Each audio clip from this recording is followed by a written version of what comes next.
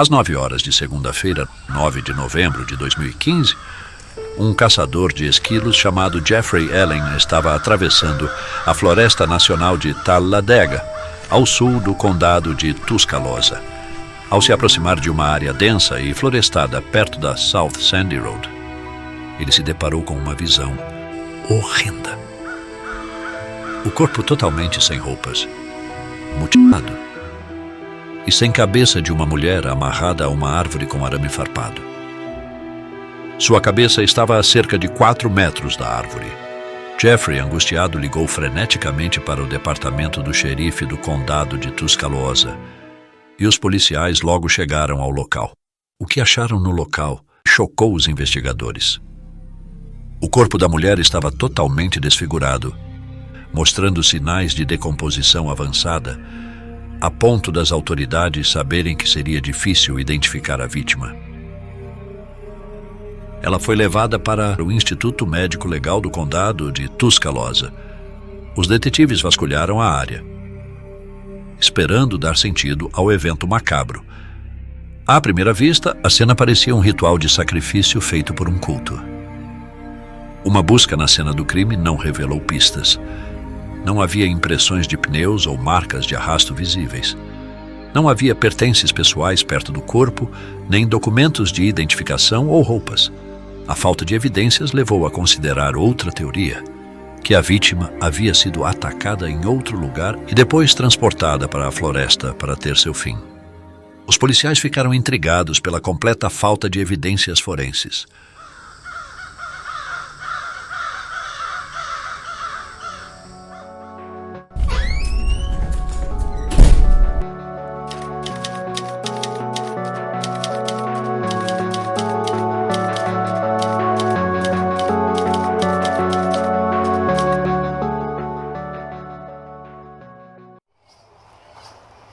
Olá, eu sou o detetive Fred e hoje estou aqui na floresta com meu assistente Nacho para investigar esse misterioso caso. Quem seria a vítima? Seria o sacrifício em um ritual? Ou havia uma história mais sinistra do assassino sádico espreitando nas sombras? Esta e outras perguntas é o que vamos investigar hoje. Mas, antes de continuar, vou precisar da sua ajuda. Então, curta, comente, inscreva-se e ative o sininho para poder receber todas as nossas notificações. E agora, vamos lá investigar? Enquanto as investigações não revelavam nada, 2 pistas inesperadas surgiram de volta ao escritório do xerife no mesmo dia. Os investigadores ficaram cientes de um relatório de pessoa desaparecida para uma mulher local de 29 anos, chamada Samantha Payne. Sua mãe, Suzanne Payne, relatou tê-la visto pela última vez na sexta-feira, 30 de outubro de 2015. Nosso caso de hoje nos leva ao condado de Tuscaloosa, no oeste do Alabama, um importante centro de comércio, educação e indústria no estado. É o 5º condado mais populoso do Alabama, com uma população de 227 mil habitantes. Ladeado pelas montanhas Apalaches e pela planície costeira do Golfo ao sul, o condado de Tuscaloosa é conhecido por sua rica geografia e áreas selvagens protegidas. Também é lar da Universidade do Alabama, uma instituição de alto nível e um grande empregador na região. Como na maioria dos outros condados de seu tamanho, o condado de Tuscaloosa tem sua parcela justa de crimes, mas, até 2023, os esforços das forças policiais resultaram em uma significativa queda na taxa de criminalidade. No entanto, no outono de 2015, o condado de Tuscaloosa ganhou manchetes por um assassinato bastante macabro que deixou os moradores atordoados.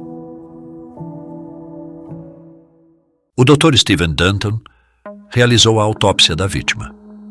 Ele teve dificuldades para identificar a vítima e determinar a causa exata da morte. Isso se deveu, em parte, à natureza decomposta dos restos mortais, mas também às extensas lesões e maus-tratos que a vítima sofrera. Isso incluía 4 costelas quebradas e várias lacerações, com um objeto afiado por toda a pele. Suas unhas das mãos e dos pés, assim como vários dentes, foram removidos. No entanto, a descoberta mais intrigante foi que seus órgãos internos estavam ausentes.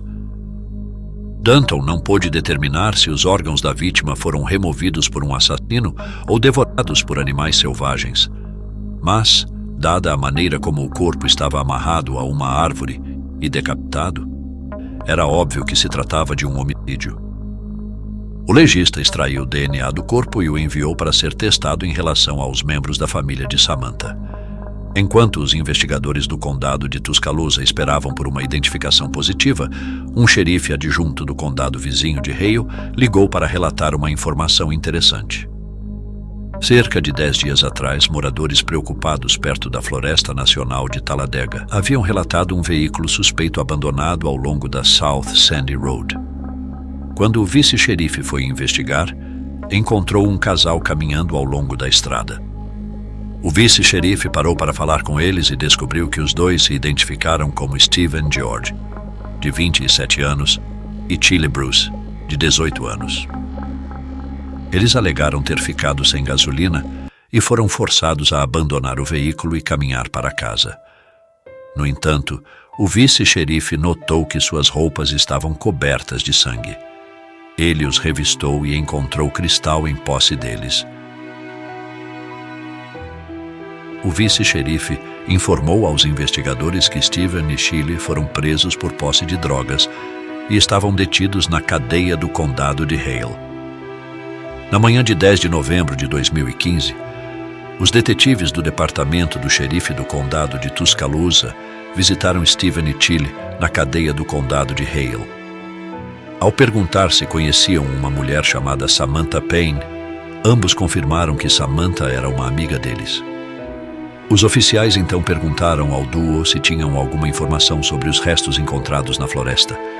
Em uma reviravolta surpreendente, tanto Stephen quanto Chile admitiram que o corpo descoberto na floresta era, de fato, de Samantha. Além disso, confessaram estar envolvidos no episódio que levou à sua morte. No entanto, insistiram que não eram responsáveis por matá-la. Em vez disso, apontaram o dedo acusador para outro amigo, Michael David Belcher, de 31 anos. Chile informou aos investigadores que Michael e Samantha já tinham tido um relacionamento, mas permaneceram amigos após a separação. No domingo, 1º de novembro de 2015, Michael decidiu matar Samantha depois que ela ameaçou denunciá-lo à polícia por roubar seu carro. Chile também indicou aos investigadores evidências cruciais ao admitir que o carro que ela e Stephen haviam abandonado perto da Floresta Nacional de Talladega pertencia, na verdade, a Michael.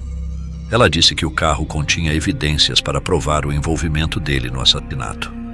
A declaração de Chile deu aos detetives foi um ponto de partida, mas suas respostas enigmáticas também indicavam que havia mais na história do que ela tinha admitido. Os investigadores transferiram Stephen e Chile para a cadeia do condado de Tuscaloosa, onde foram acusados de assassinato capital e detidos sem fiança, aguardando interrogatórios adicionais. O carro de Michael, que havia sido apreendido no condado de Hale, também foi transferido para o departamento do xerife do condado de Tuscaloosa.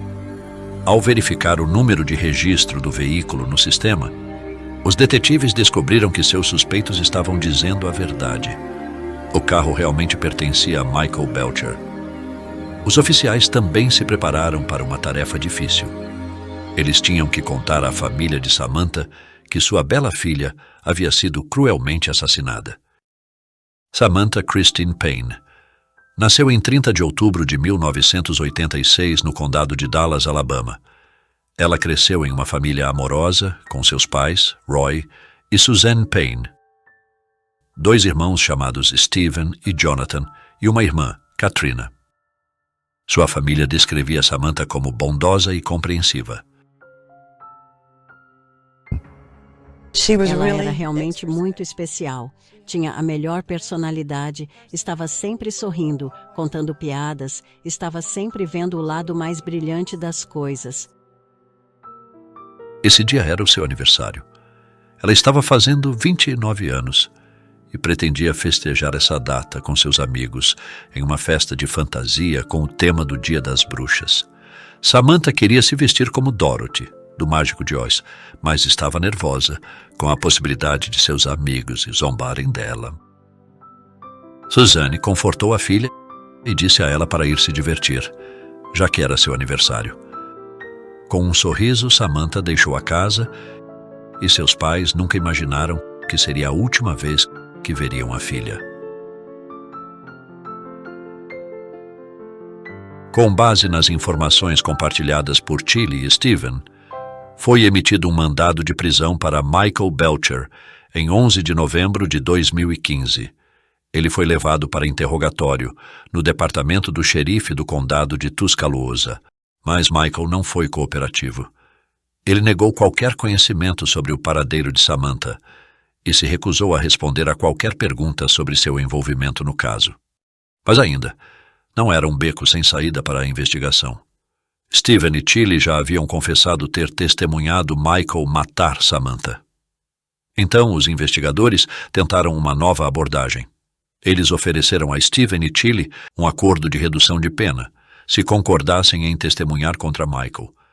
Ambos concordaram e assim começou a perturbadora narração dos eventos que levaram à morte de Samantha. Eles relataram que na noite de 30 de outubro, todos se fantasiaram para festejar o aniversário de Samantha e o Dia das Bruxas. Por ser o Dia das Bruxas, as casas da cidade estavam todas decoradas com este tema, e eles foram caminhando para contemplar a decoração do bairro. Eles foram até a oficina do pai de Michael, onde seria feita a confraternização. Lá se encontraram com Michael e Samantha, e depois se uniram outros dois amigos, a Lisa Watson, de 22 anos, e Marcus George, de 34 anos. Na noite de 1º de novembro de 2015, estavam preparando um churrasco. Em certo momento, Samantha foi ao banheiro, e Steven sugeriu ao grupo que roubassem o carro dela. Steven pegou as chaves da bolsa de Samantha, e os três homens saíram com o carro. Quando Samantha voltou, parecia não se importar com a ausência dos homens, e ela também não percebeu que seu carro estava desaparecido. Eventualmente, eles retornaram, e Steven confidenciou a Tilly e a Lisa que haviam roubado peças do carro de Samantha antes de incendiá-lo. Foi muito mais tarde, quando estavam prestes a sair, que Samantha percebeu que seu carro estava desaparecido e perguntou aos amigos sobre isso. Mas todos fizeram piada da situação.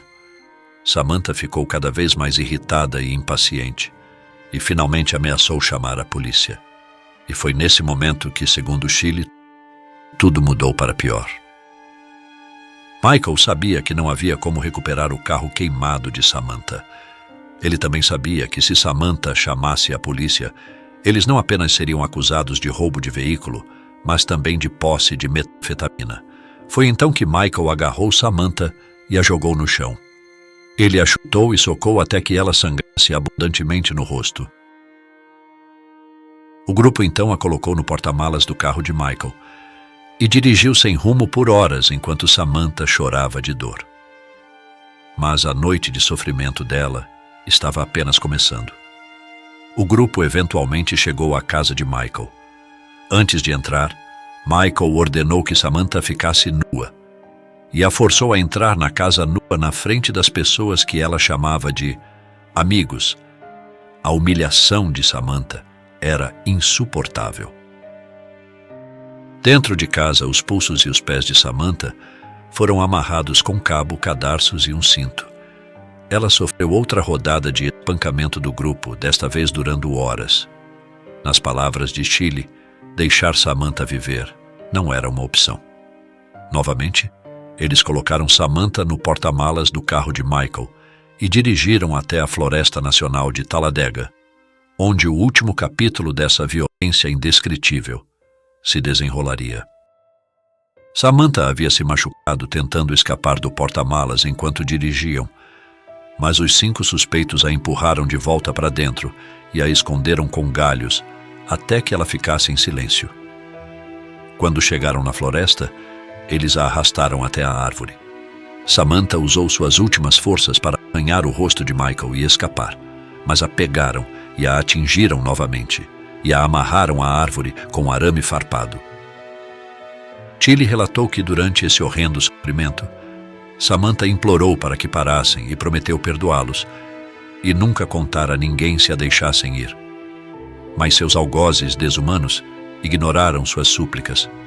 Alisa e Chile decidiram arrancar as unhas das mãos e dos pés de Samantha, usando uma faca para destruir qualquer evidência de ADN coletada sob suas unhas quando ela havia arranhado Michael.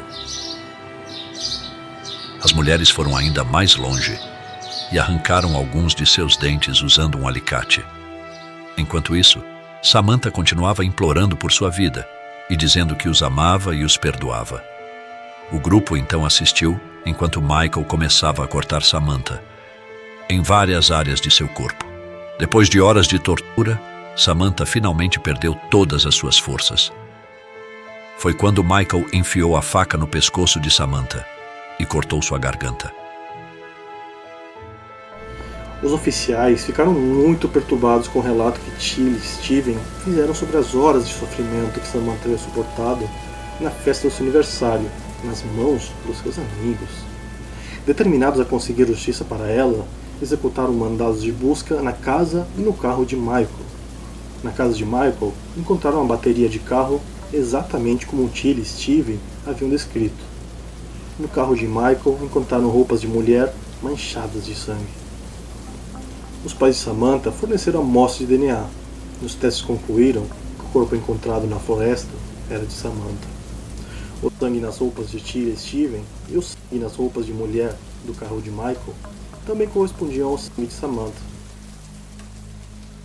Em 13 de novembro de 2015, os outros dois suspeitos, Alisa e Marcos, também foram presos. Suas declarações coincidiam com as fornecidas por Tilly e Steven. O carro queimado de Samantha foi encontrado sob a ponte de Harrisburg, no condado de Bibb, Alabama, como Steven havia confessado. Tilly e Steven já haviam concordado em testemunhar contra Michael em troca de penas reduzidas, mas Alisa e Marcos ainda não tinham ido a julgamento. A promotora Jessica Burke enfrentou a tarefa assustadora de apresentar um caso baseado nos testemunhos aterradores de pessoas que haviam participado ativamente na tortura e no assassinato de Samantha Payne. A mãe se pronunciou sobre estes novos acontecimentos em uma entrevista.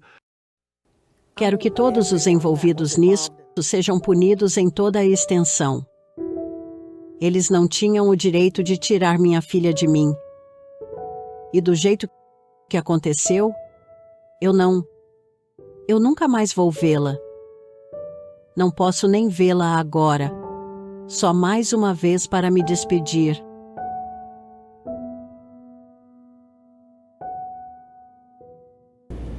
À medida que a data de julgamento se aproximava, a comunidade do condado de Tuscaloosa lidava com a realidade brutal do caso. A pura depravação do crime deixara uma cicatriz duradoura na consciência coletiva. O julgamento começou com a apresentação de evidências coletadas na casa e no carro de Michael, ligando-o diretamente à cena do crime. As roupas manchadas de sangue, a bateria de carro e outros itens pintavam um quadro sombrio dos momentos finais de Samantha. As testemunhas principais, Tilly e Steven, foram ao tribunal, recontando os eventos horríveis que levaram ao assassinato de Samantha. Suas declarações eram arrepiantes, revelando as profundezas da crueldade humana. A defesa tentou desacreditar sua credibilidade, apontando sua própria participação no crime. No entanto, a acusação argumentou que a cooperação deles era essencial para levar Michael à justiça. Ao enfrentarem o tribunal, Alisa e Marcos também corroboraram os detalhes angustiantes da tortura e assassinato de Samantha. A defesa tentou criar dúvidas, questionando a confiabilidade das declarações dadas por pessoas envolvidas em atividades criminosas. Apesar dos desafios, a acusação prosseguiu, enfatizando as evidências físicas que apoiavam os relatos das testemunhas oculares. Enquanto a acusação fazia essas argumentações finais, pintava uma imagem vívida e perturbadora das últimas horas de Samantha. O júri, composto por indivíduos da comunidade, agora tinha a responsabilidade de entregar a justiça a Samantha e sua família em luto. No dia do veredicto, a sala do tribunal estava tensa. A família de Samantha, sentada na galeria, aguardava o resultado com respiração suspensa. Michael, que mostrara pouco remorso durante todo o julgamento, agora enfrentava o julgamento de seus pares.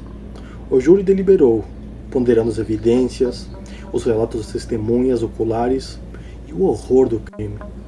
Finalmente, o júri chegou a uma decisão unânime. Michael David Belcher foi considerado culpado de assassinato capital. O juiz, reconhecendo a natureza horrenda do crime, condenou Michael à prisão perpétua, sem possibilidade de liberdade condicional. A sala do tribunal, enquanto cheia de um senso de encerramento para a família de Samantha, não poderia apagar a dor causada pela brutalidade sem sentido. Os outros participantes do assassinato de Samantha, Tilly, Steven, Alisa e Marcos, também enfrentaram a justiça por seus papéis no crime. Cada um recebeu sentenças refletindo seu nível de envolvimento. A comunidade, lidando com o choque de um evento tão horrível, buscou consolo no fato de que o sistema legal responsabilizou aqueles que eram culpados. A família de Samantha, embora marcada para sempre pela perda de sua filha, encontrou um certo grau de encerramento no conhecimento de que a justiça fora feita. O caso de Samantha Paine permanece como um lembrete assombroso da escuridão que pode emergir das profundezas da crueldade humana. Ele também destaca a importância dos esforços colaborativos entre a aplicação da lei, especialistas forenses e o sistema legal para garantir que aqueles que cometem tais atrocidades enfrentem as consequências das suas ações.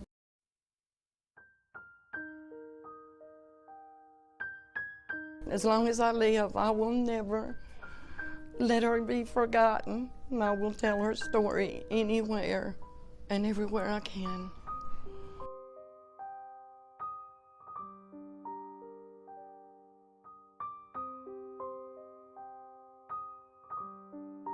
Você acredita que algum dos assassinos que se diziam amigos de Samantha demonstraram verdadeiro remorso? A justiça foi feita a todos os acusados no caso? Deixe-nos saber na seção de comentários abaixo.